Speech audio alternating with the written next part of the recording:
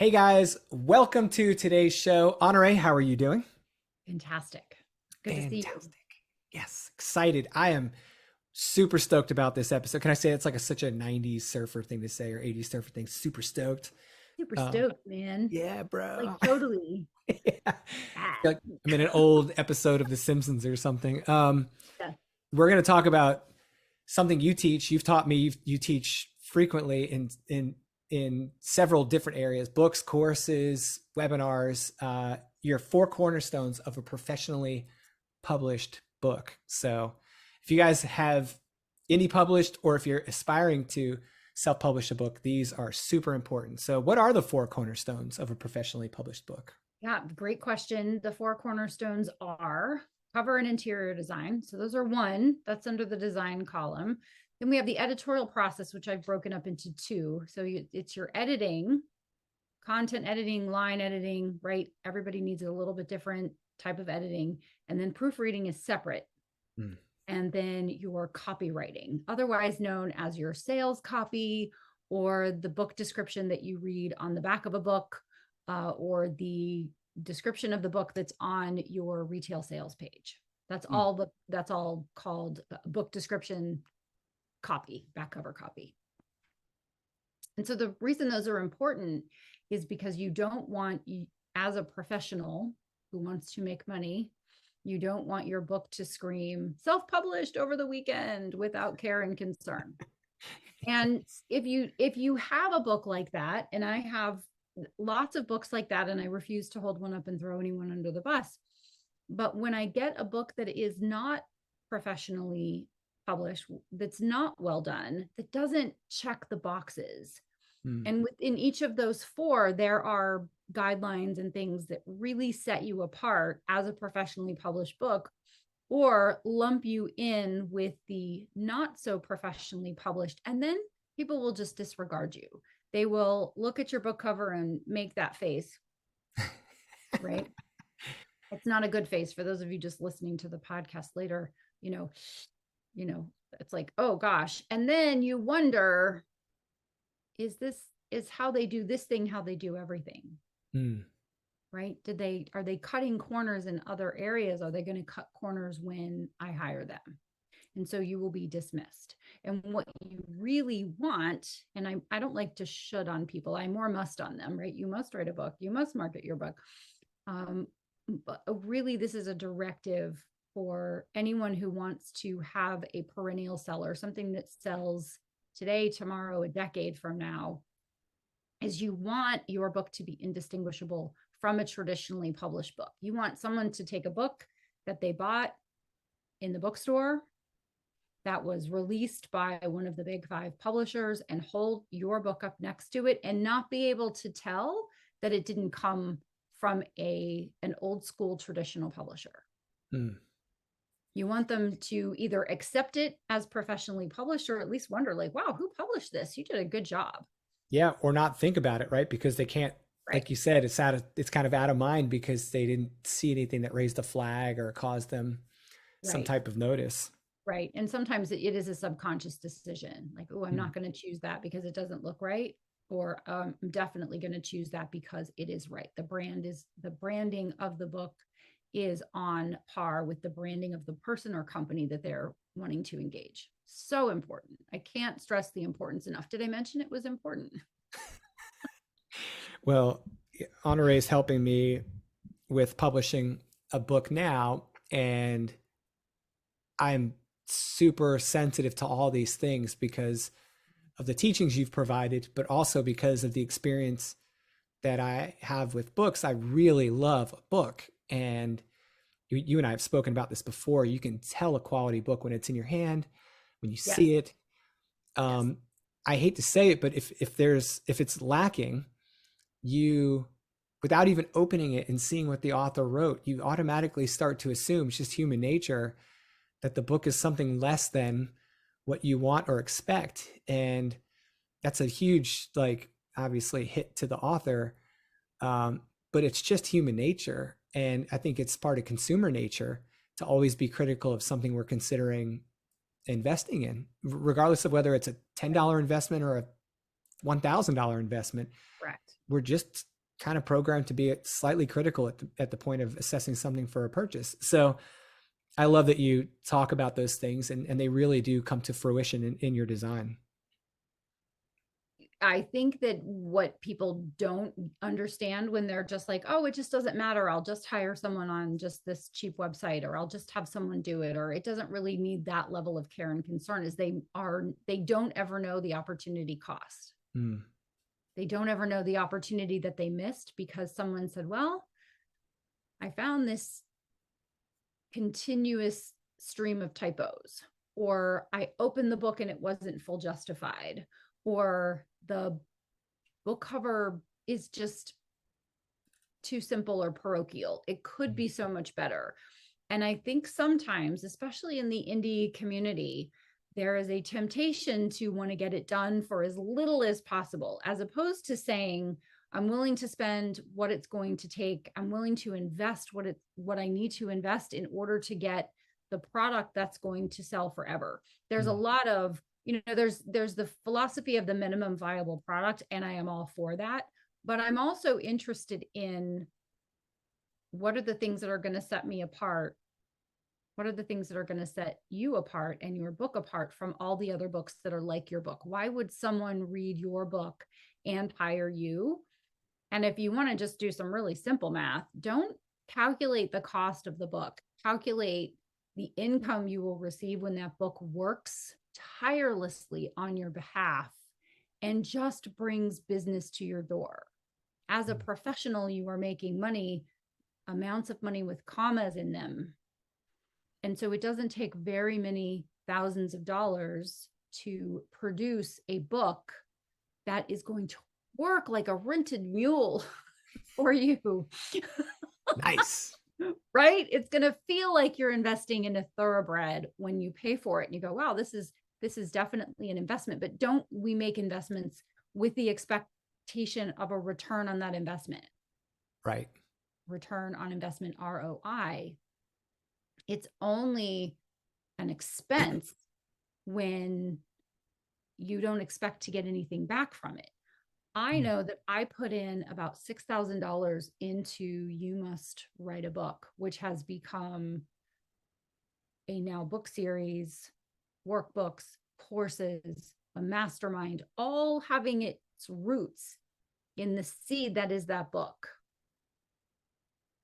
And I didn't even do it with intention and purpose, right? I'll throw myself right under the bus and say that I met the 4 cornerstones of the professionally published book part, but I didn't pull back and say, what could this be later? Which is another conversation that we can have. But it is edited, it is proofread, it is beautifully graphic designed. The cover is beautiful, the interior is custom, the copywriting was done professionally. I have all of the little things like the logo on the spine and the visual interest with the writing underneath the main image on the cover.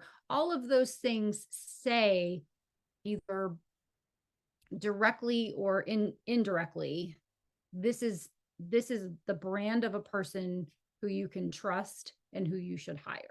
That's the goal of all of those things. And so when you're thinking about your book, you can say, well, I don't have to spend $2,000 on a cover suite. I can spend $300. And it's like, well, the difference is $1,700. And how many clients do you have to get to make $1,700 more dollars?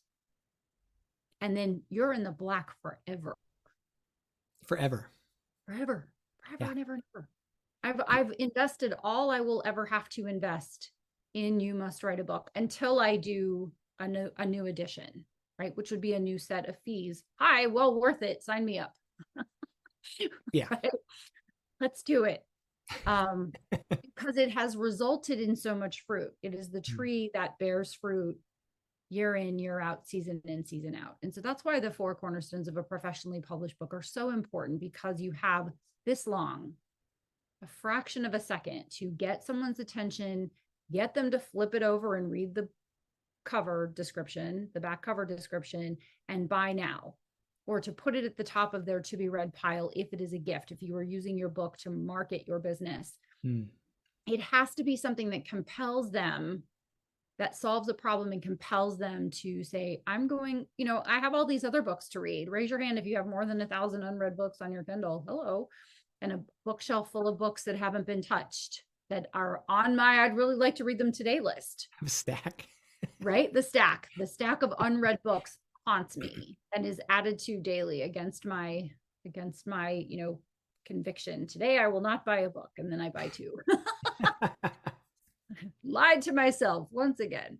So in any event, those aspects are very important. And when you get them right, your book will work tirelessly for you for years to come. And you will look at what you invested in it, while a substantial amount, as a rounding error. It will be something that you will have thought, oh gosh, I would do that again in a heartbeat. Sign me up for book number 2. Does that make sense? Yeah, no, it does. And so there's two things that come to mind when you say that. One is, just this week, after taking your advice months ago about a good quality book design, I've got this fantastic, beautiful looking, Yes, you do. book that's in the works here, all because I hired an expert, someone who's a brilliant designer, and they knocked it out of the park. And yes, I paid more than a lot of the other options out there, but even this week I had someone say, did you get your book design in yet, like your cover art? And I'm like, yeah, you want to see it? And they're like, yeah. And I show it to them and they're like, oh, I totally should have went with someone like that. I didn't, and I'm having regrets. And I'm like, I haven't even published the book yet. And I'm like, check, like just another check in the box saying I made the right decision, not just because it was potentially the better option of the options available to me when it came to quality, but just because of the eye of a designer, the people that really do this stuff for a living know what's supposed to go on a good book. Yep. And the second part is, I never had this experience, but I've talked to several people that have. They're like, well, I don't know if I should indie publish or self-publish because I don't know that I can produce a good enough product. And traditional book publishers they must do a better job. And I'm sitting back now going, I would not have gotten the book I have now through a traditional publisher. I can guarantee it. Yeah. First time up at bat like this, I wouldn't have had this much input, and it probably would not have turned out as well. And so I just want to make sure that people out there understand that this isn't just someone like, Honorée has done this and she's been successful at it, and she knows what she's doing. If you're in someone's shoes like I am, like where this is early for me in this process, I'm listening to the expert and I'm doing all the things and it's working. Yeah. And every single time I'm like, thank God I listened. Thank God I listened. Thank God I listened. Because now I think I'm actually publishing a book that would exceed what I would have gotten from a traditional publisher. Well, and this is not to throw traditional publishing under the bus. They do a fine job. As a matter of fact, they are the bar that I aspire to with every book.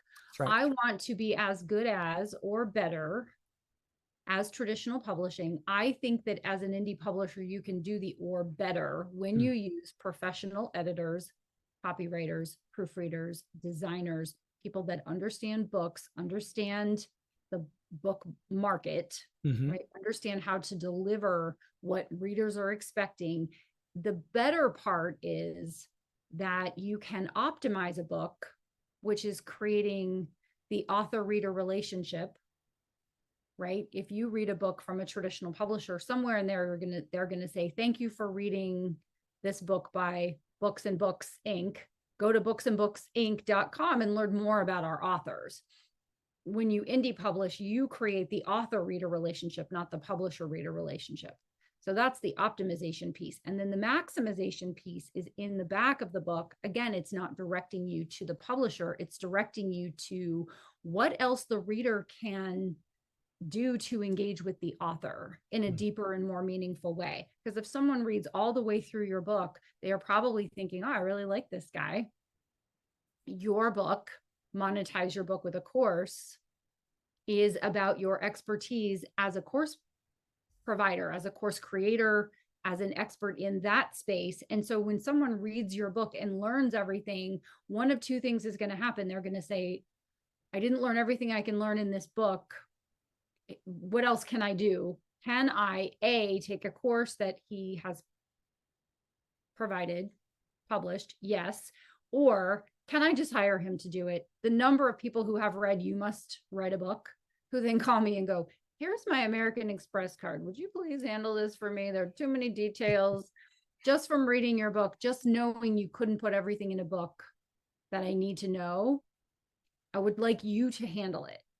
So when someone gets all the way through your book, you've started to create this author-reader relationship with them, which can go deeper. I do get an awful lot of books from people who say, I read your book, I was inspired, I wrote my book and published it, and here it is.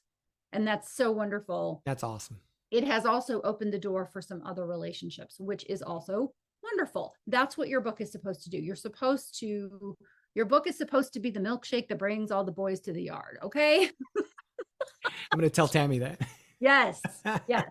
Not for you. You don't get any boys in your yard. I don't get any, you know what I mean, but you know what I mean? Yeah. So that is really why those 4 cornerstones are extra important. It will take money. You will need money to invest in that. You will need to take extra time. It is not something you want to rush, but when you do it well, it will pay dividends for a very long time, up to and including maybe the whole rest of your career. Well, and I think one of the benefits of the book, and I'm just experiencing this for the first time, so I'm talking about it kind of in the moment, but you know, having worked toward these 4 cornerstones that you've outlined, gives me the ability to now say, are the rest of my products up to par with this professionally published book, right? Mm-hmm. And I know that my courses are, but like, I'm going to do a workbook, and that workbook's going to have to be on par with the book. Yes. And so it's just like a motivation to step your game up, and it keeps you focused in the right direction. So thank you so much for being able to share the 4 cornerstones with the audience. One more time, can you kind of just list them out one last time? Yes, of course. So cover and interior design. So that's your design process. Your editorial, which is really the editing process and the proofreading process. And then the copywriting, which is your book cover description, your back cover description, or your sales copy, or the information that you would put on the retail sales page. Like on Amazon, when you're reading about a book, that is the copy. And it is identical except for one sentence. Everything that goes on the back of the book is identical, except on the back of a book, you don't put scroll up and buy your copy or some kind of command. So that it's all the same except for that one sentence. Amazing. Well, thank you so much, Honorée. You're the best. Thank you, Lucas. That's why you're here. You're the best. That's why you're here. And, you know, you guys need to check out the rest of the videos we've been posting. We got tons of videos. We've got tons more coming out. Make sure you like the video, you subscribe to the channel, and we'll see you guys in the next lesson.